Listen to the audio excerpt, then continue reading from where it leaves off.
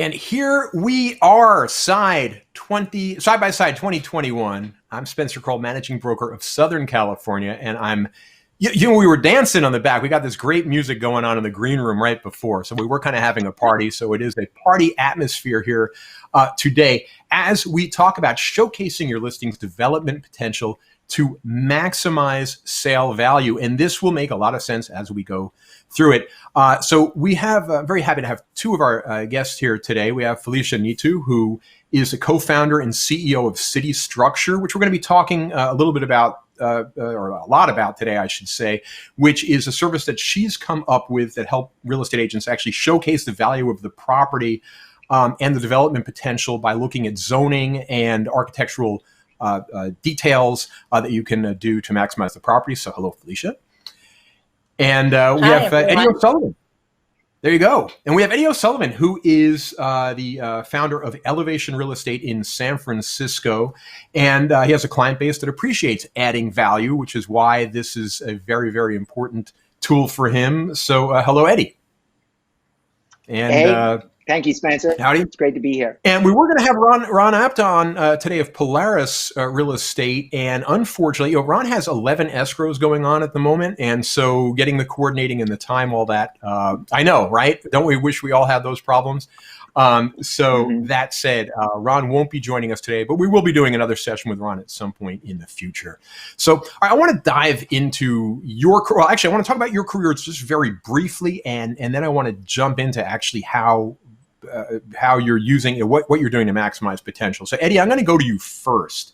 How did you get into real estate? How long have you been in real estate? So I've been in real estate since 2004, and I got into real estate from I was in car sales for many, many years, and I wanted to get into something that was more long-term and not kind of rotational or like the rotating door of that, and kind of relationship based. And so I got into real estate from there. Okay. Yeah. All right. I like that. And you've been doing this since 2004. Yeah, since 2004. Okay. So I had hair back then. Yeah. But that disappeared after a while. So, and I gravitated, there was a lot of, at the time when I got started, there's a number of Irish developers that kind of got me involved in this kind of end of it. So that's kind of how I ended up kind of having a focus with the development potential. Now, to be clear, you actually are from right now. To be clear, you actually are from Ireland. You didn't just make up the accent to work with the developers. I just want to make sure we have that right.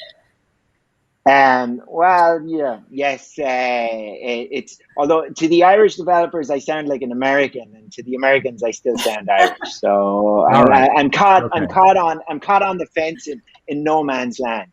So. All right, very cool. Yeah, I mean, I'm from New York, and I don't have the New York accent anymore, sadly. At least I'm told I don't, so I kind of lost that. Felicia, you also have an accent, not an Irish accent. Let's talk about your journey really quickly in terms of the way you came into real estate. It was a little different journey. Yeah. Well, my journey started 20 years ago when I moved from Romania to join my family here. And I actually joined my mother, who back then was a real estate agent. And I was really intrigued by how real estate agents were just practicing their due diligence and making all those transactions. And I decided to take my lessons. And after a couple of years of practicing real estate, I decided to go more into design and architecture, and went to Parsons, in New York, and got my master's degree in architecture. And that was 15 years ago or more. And since then, I've been practicing. I've been an architectural designer, and I've done single-family homes, multi-family projects. 250, 400 units here in California.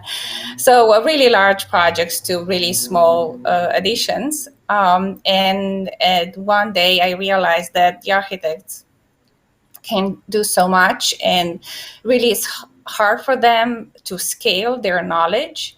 And in one day, I really want to have a more greater social impact and bring more awareness about zoning and how that one reflects the value of a property.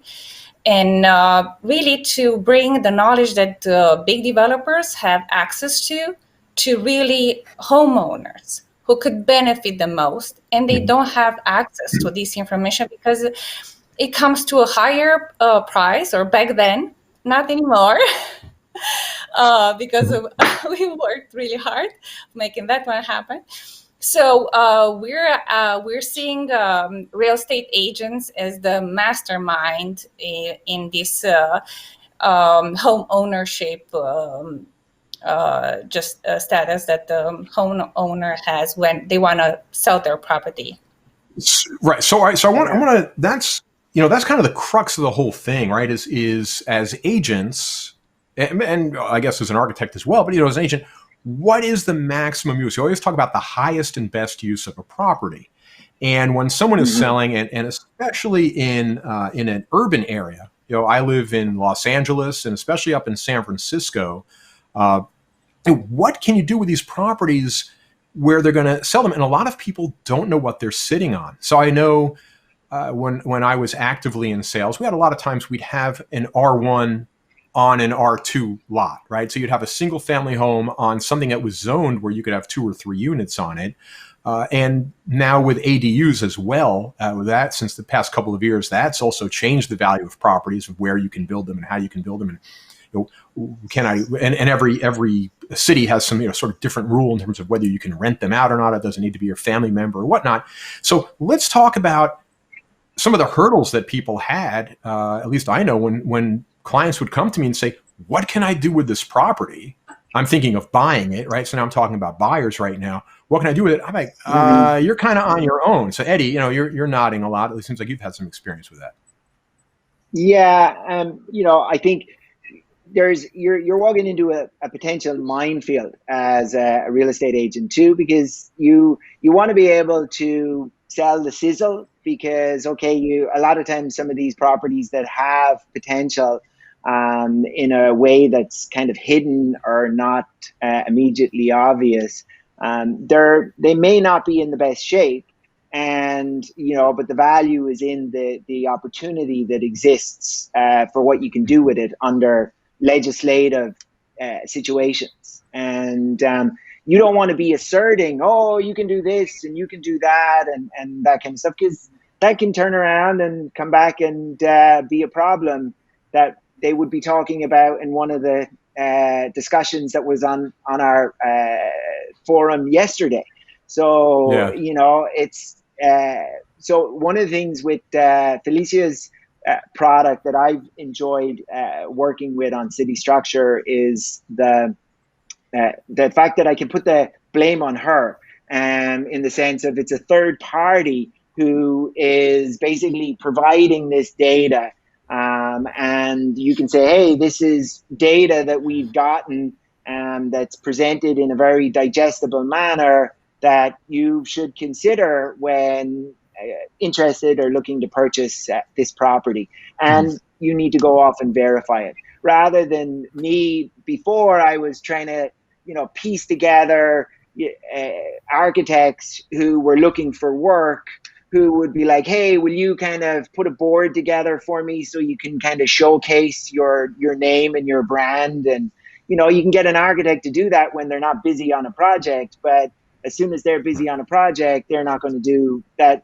That ability is gone. And some of these studies in general, if you engage an architect, they can cost thousands of dollars and take quite a while. So what we're talking about, and now I guess Felicia, we're going to go to you, right?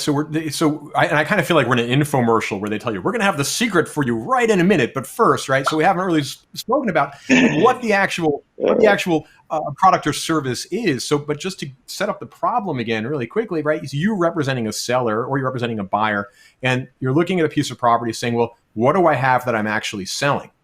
And I understand that it's an R1 lot, but has the zoning changed? I understand it's commercial, but what does that mean in terms of multifamily or something else?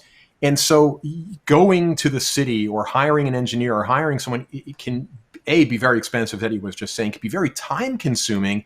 And then you might find a vendor to do one thing and then they run away afterwards because now they're busy doing something else. So now, Felicia, let's go to the, Eddie, go ahead real fast. Well, I was going to say, and the time frames are pretty condensed. Like sometimes you'll have a situation where you need to make a decision because there may be other interested parties circling around, and you kind of have to figure this out. Where is the value if you're trying to tie it up and get it into contract? So, the decision is condensed, and right. And you need to know, like, massing. There's a lot of things that we don't deal with every day. Like what's the height limit here? What's the massing here? And so forth. So Felicia. Yeah. And we're going to talk about what the actual service is right after this. No, so let's actually get to the service. Let me tell you how to lose. Something. I have some vitamins here I want to sell. So. Okay, I'll take over. I really want to break the folklore about zoning and demystify a little bit. So people go about, I heard, maybe, I think. No, it's all laid out in these regulations. They're pretty clear, but, there are a lot of them. So you really need to spend a lot of time to dive deep into what those mean. And this is where you get your answers. So this is what we do. We look into these regulations, and it's not about only the change of zoning, which it's the most obvious part of zoning analysis or a property. Also within a zoning, city might decide to change some regulations, and those can make a big difference, and they're pretty subtle as well. So when somebody wants to understand what they could use best or what they could use best their property, the best thing is to go to someone who is specialized and get a more accurate answer. I wouldn't say that we're guaranteed. No, there's no one can guarantee. This is just strictly for feasibility studies. And this is what the developers start with. The back end, the envelope calculations. How much roughly I can build on this lot? Whether it's an addition, this is what we are doing, addition or ground up for single family home or multi-family homes, structures. They all goes down. You'd be surprised, the same type of calculations, regardless the scale of the project. So this is what I'm trying to educate and teach owners, and I have real estate agents as my partners. This is how I see them. They're the messengers. Yes, everybody has to win here, and this is the best game when everybody wins. But we also, that's my highest target, is to give access to families to the same level of information and development potential as a flipper or developer.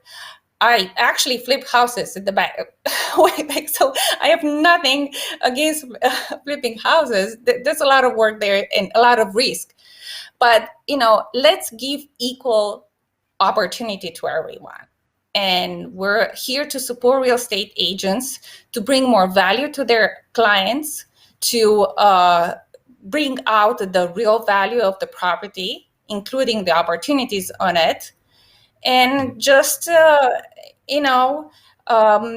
everyone, access the same knowledge, so they can have the best, decisions at the end of the day for their family, for their business. I think one thing we have to. Oh, sorry, Eddie. Well, I was just going to say, and as a real estate agent, when you show up for a listing appointment on something, to have the knowledge of you're bringing value that they may not be getting from your cookie cutter, big box kind of agent who's just coming in and they're like, okay, you want to sell it? We'll stick a sign in front of it, and here's what we're going to do.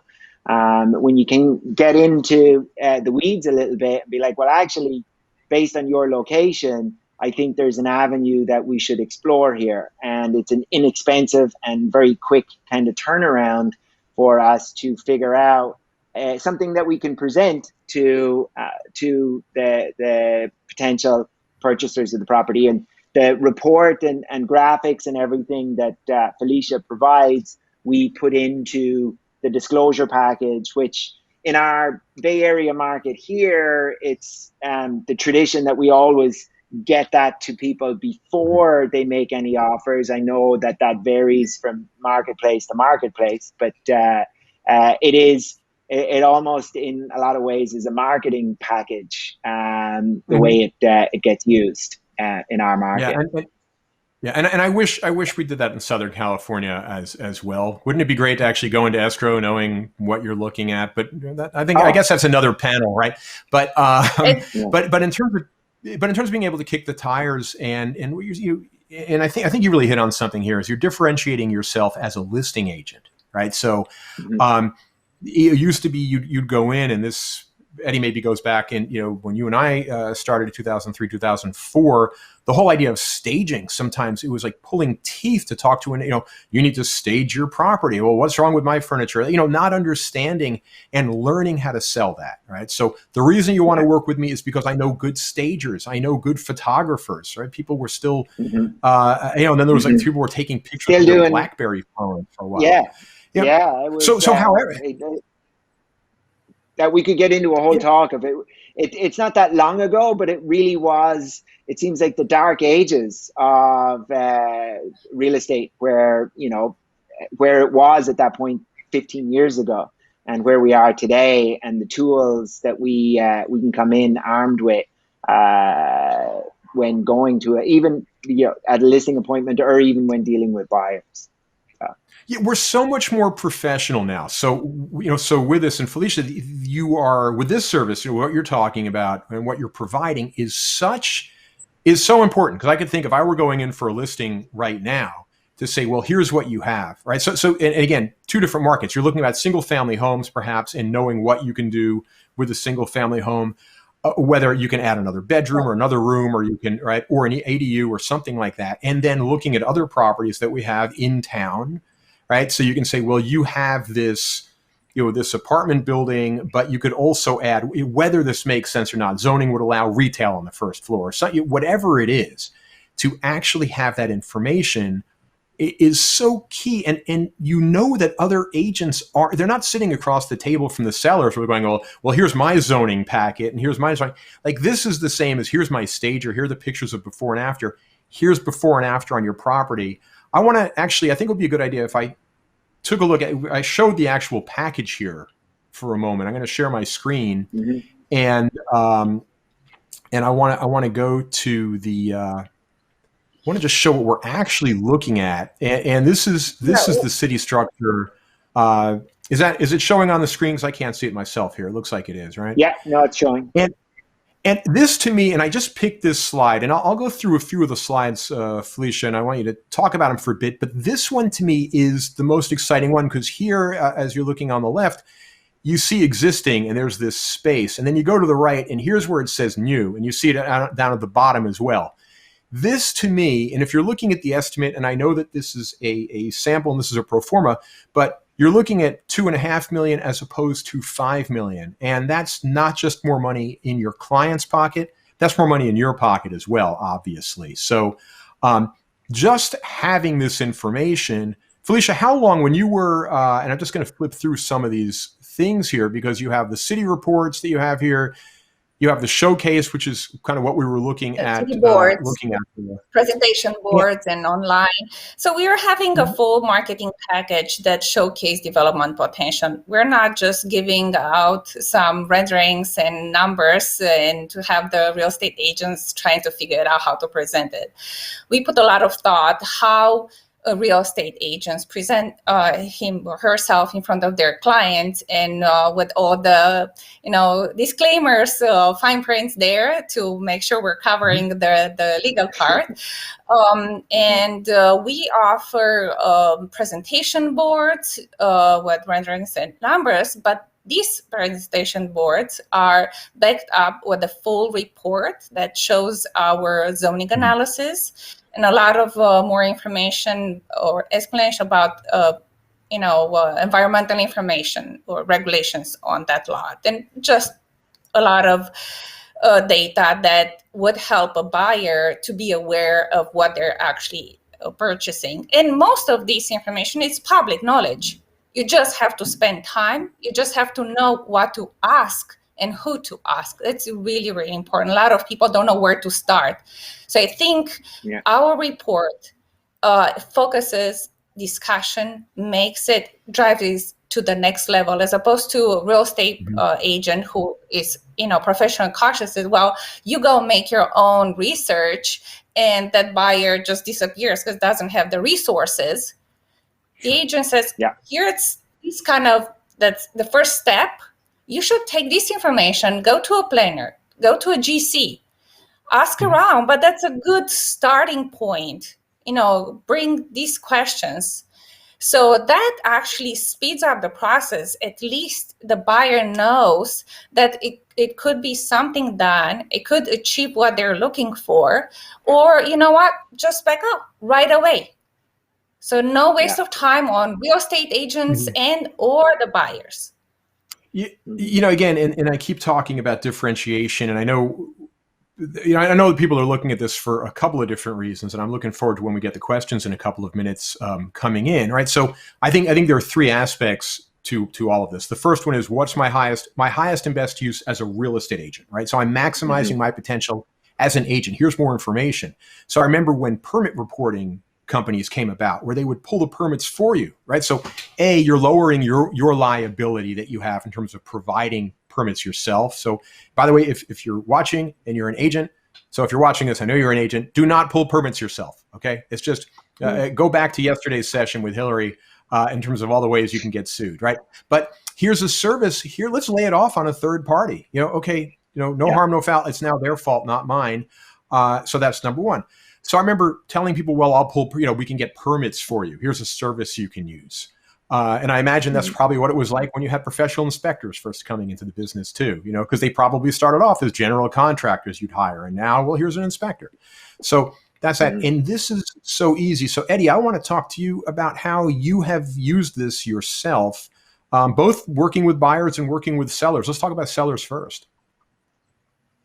So with sellers, as I kind of mentioned, it's this added kind of tool that you're going to add to the arsenal of your kind of approach when marketing the property, to make sure that somebody who is interested, because there's certain properties where there is great potential and the buyers are like, hey, it's fine the way it is. It's nice to know that this is something that we can do, but we're not interested. And then, you have other properties where there might be something about it that type of regular buyer doesn't want to go near it. And so you are leaning heavily on the buyer that knows how to develop it. And you have the right marketing bait to be able to pull them in. That it's helped in that regard. I've had properties where, like one in a piece of land in the East Bay where, it's a raw piece of land, and I'm like, well, what can we put on it and what can we do with it, and who can I sell it to? And I'm dealing with a fund of people in another state that own it. They got this land through foreclosure, and they're like coming to me going, can you figure out how to sell it so we can offload it? And, I'm like, well, what is it? And I turned to Felicia and I'm like, tell me what I can do here. And for you remember, and you were like, where you dealt with the whole thing, and it was quite quick and straightforward and easy. And I was able to turn around for not a huge expense and present to these people, here's what you can do. and this is kind of how we'll market it. We use that as the whole package and marketing process. So here's something I want to throw in here is, and Felicia, I don't know if you've used this before in your own practice, because I know that you design and you've built and developed as well. Have clients ever come to you and asked to use this to figure out joint ventures on their properties? Maybe they don't want to sell, but they're looking for a partner to come in and actually develop it. And here's part of the tool for that. You're smiling there, so I'm going to guess the answer is yes on that one. Well, this is how big developers are doing. And really, again, it's not a whole lot different than smaller size developers. Basically, I can give you an example here in San Francisco. The Landing, it's a big project here in San Francisco, and 250 units. And I was one of the architectural designers there, and the owner, the developers said, well, we would purchase the land if we can get what you're saying, you seller, that you could build on it. So they actually made that one a contingency or their contract. And the seller got a lot of money, a big ticket, by actually having wait until the developer was able to pull the entitlements for that property. And then so basically, if the seller is willing to take a risk, the return is significant. But sure, that's definitely another good talking point the agent could bring out. If the offer is exciting, they can put a contingent on entitlements. And this is when it's guaranteed that you could build so-and-so. But you start with a feasibility study, and this is what we offer. I think, well, go ahead, Eddie, sorry. Well, one of the graphics that they're sometimes trying to explain to buyers, kind of switching over onto the buy side. On the graphic you showed first there, where it showed, hey, there's space in the back and you're able to build in the back. A lot of times that's kind of like the obvious kind of one. If you were to re-look at that graphic, you'd see that the blue is in the basement of that property as well. And a lot of times there's just, it's right in front of you where you can do something that's quite easy, and it just creates this simple process and graphic to get that message across to there it is. This I'm showing that area now. So in this specific, that's a great example, and that's was a huge win with Lisa Miller. Was for a property in San Francisco. She made $600K over the asking price for this property, and with our report created so much hype on this property, they got 18 or more offers on it, and she's been using our product ever since and promoting us. But it was great to show prospective buyers, because back then they were in-person open house, and we also assist real estate agents with their open houses with now online. And a lot of people came in to me and say, wow, that's great to see there's an opportunity there. So it was a basement. It didn't have enough clear heights room, and we're showing that they can actually excavate and create, grab that square footage, and on top of the additions or the ADU. And in our area here, it varies with market to market, but in general, the Bay Area, there's, you can deal with the building department, and then there's the planning department. And the building department is very easy to deal with. It's pretty straightforward. It's black and white. You either are, have passed the standard to be approved, or you're not. When you get into the planning department and you get into zoning, which a lot of this stuff deals with, you're going down a rabbit hole that could you could be years dealing with that. We have a very It's slow called discretionary process. review. Yes, discretionary review, DR. So you're like, you being able to kind of get across the message that, hey, look, there's very simple development potential here that keeps you in the building department and away from the planning department. Oh, that's interesting. So that is it's a whole other, because by getting involved in something where you only deal with the building department, you're getting involved in something that your life is just way simpler and way easier, and you could be knocking off years of hardship in the process.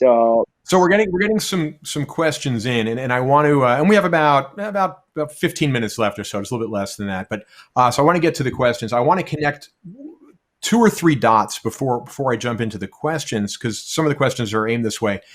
Eddie, you and I have this in common. I used to be a door knocker. I don't know if you still knock doors, or if you would once COVID is done with. I love it. It's the best way to get to know people in a neighborhood. Yeah. Yeah. Felicia, I don't know if you've ever gone door knocking at all, and if so, all right. Well, you know what, you're probably better for it. But but one of the things is you're always trying to solve a problem as an agent, because you're always, again, I want to talk about maximizing your potential as an agent. And when I was door knocking, people would say, well, I plan on dying here, right? And I might have told this story before, but I plan on dying here.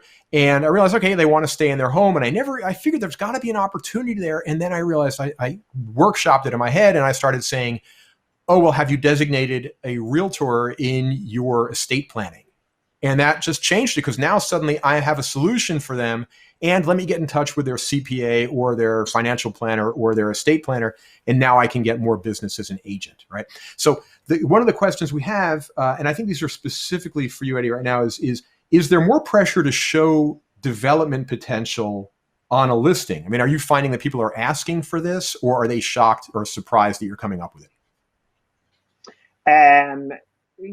2 out of 3 times, so a little bit more than half the time, there's going to be some shape of understanding because of the location of a particular property, and so there's an element where the sellers want to know exactly that they're not, that they haven't left anything on the table, that they didn't kind of review and check out. And then sometimes you're with some of these properties, you are just dealing with people who, it was a property that was, in an area that they were able to afford 40 years ago, that has now become the hottest thing since sliced bread. And they're now just, they just want to sell and move on because there's something else. They're going towards family. And I think there is going to be a lot more of this with Prop 19 as we move forward, because a lot of times Prop 19 is going to motivate owners who are kind of stuck and don't want to change their tax position. And a lot of times these are people in these very valuable houses where they're sitting on a lot of equity, but they have a very low tax basis. And it can give you, it can give you an angle to sell, because sometimes you could be dealing with a property where a lick of paint and your best stager and a great photographer are really only scratching the surface. They may not actually get you what you're trying to do. So yeah, and imagine having this. I heard a lot of agents saying, I'm going to cut down on my marketing budget from doing a lot of photos and movies and all to actually allow for this report because it's so valuable. It's just part of a due diligence, really, a real estate agent should do. And if there's actually something that has, untapped development opportunity, that can definitely be showcased and become a marketing tool to promote a different perspective to investors or family owners. Definitely. In this market that we're in right now. Somebody else's, and it's somebody else's information. So you're deferring any liability, but you're actually been giving yourself a platform to be able to tell somebody something, I love hearing that. I don't know if Hillary and Casey are watching right now, but anytime we hear defer liability, I know we're both like, it warms our heart. Someone's actually listening to things that we value. And I want to talk about this with buyers as well. And I'm thinking, first of all, is marketing. If you do probates, imagine going when you're trying to get a probate listing to say, hey, we also know about this potential for your heirs. And imagine the representative then saying, oh, yeah, wow, this is great. You guys know what you're doing. I think that's fantastic. I think the other aspect on this, too, is when you're working with buyers, and that was another question that we had, is do buyers find this info helpful? And Felicia, I want to go to you, and then I want to go back to Eddie on this issue. You were in the business in 2008, 2009 as the markets were falling all around us. And Eddie, I know you were there. This information, and I think we might be having a situation like that. They're probably going to look at a few foreclosures that are going to be happening once the COVID stuff kind of gets settled out and the courts become courts again. What do you think about buyers finding this useful, and Eddie, how would you use it to prospect buyers? So we've learned a lot from real estate agents using our product. At the beginning, we started to show the maximum potential, the maximum envelope of a building on site. And some of the buyers, they feel a little bit overwhelmed. They feel that, that's not the project that I can afford to take on to build. That's a different budget, basically. Not the type of developers to take on such a project. So what we did, we actually introduced design options. So we broke down the maximum mass into multiple options for different budgets. So the buyer would be easier for the buyer to run their calculations and to see if that what meets their family needs for more room, or if they can add to their purchasing loan also construction loan. And that's an interesting discussion because they can bundle it up and afford, because the evaluation is higher. So the based on the drawings, and once the entitlements are done, the loan officer is gonna evaluate the value of the improved property. Yeah, the sale value. What's interesting on that too is imagine marketing this or appraisers start using it as well, right? I mean, here's something you slip into the appraisal package. Maybe you're having trouble with something, and it's like, hey, here's, by the way, just so you know about the value of the property, not just what it recently sold for. I want to jump into when we have a specific question. We got about 5 minutes left. Is say in San Francisco, you're looking to open up a garage level to add square footage. What do you recommend? So who wants that one? What do I recommend as regards opening up a garage? That was just a question here. I don't know if we need more details on it, but if you want to open up the garage level to add square footage, that is the easiest. So and in a basic scenario where San Francisco can be selling for anywhere around $1,000 a square foot plus or minus, in that regard, and you have easy space in the back of a garage, because the large majority of single families in San Francisco are this style where they're referred to at the planning department as one level above garage. And that style from the 30s and 40s has a whole area behind the garage that in a lot of times there's extra rooms that were built on without permits. And if you can spend $400 or $500 a square foot to turn that into legal space and sell it for $1,000 a square foot, you're making $2 for every $1 you spend. So that why would you not do that? Whereas San Francisco is not a market because of the cost point. Even the East Bay, when we do Oakland and Berkeley as well. And when you go into those marketplaces, you have to buy a property very cheap if going in and redoing the kitchen and the bathrooms is your method of the adding value. Because with the tight inventory that we have, a lot of buyers factor that in on a purchase where they're like, hey, I'll take grandma's kitchen and I'll take grandma's bathroom and I'll pay a little bit extra against this other buyer to get it because I'll go and I'll do it myself and the value is going to be here. There's no profit margin, but they're like, hey, I still feel I've gotten to put my stamp on it and I've gotten so adding square footage ultimately is really the best play. I think no matter the market, we have a couple of minutes left. One thing which I do want to say from this is we've been talking about San Francisco a lot, and Felicia, pretty quickly, this is available in other areas. Is that right? Yes, it is in California. Okay, and then we have a question specifically. The turnaround time is pretty quick. Like normally you'll turn them around in like 48 hours or so, right, Felicia, to 72? Yes. Yes. For areas that we explore, but we take on new areas, and that takes a little bit up to 5 business days, but no more. And so in the 2 minutes we have left, here's one specifically for you, Felicia. They're saying, look, I guess this follows up on Eddie's answer on the garage, looking for how to legitimize the concept on a garage level, whether it's allowed in permitting and zoning. So I'm not 100% clear on the question there. If you're getting it, maybe you can answer that.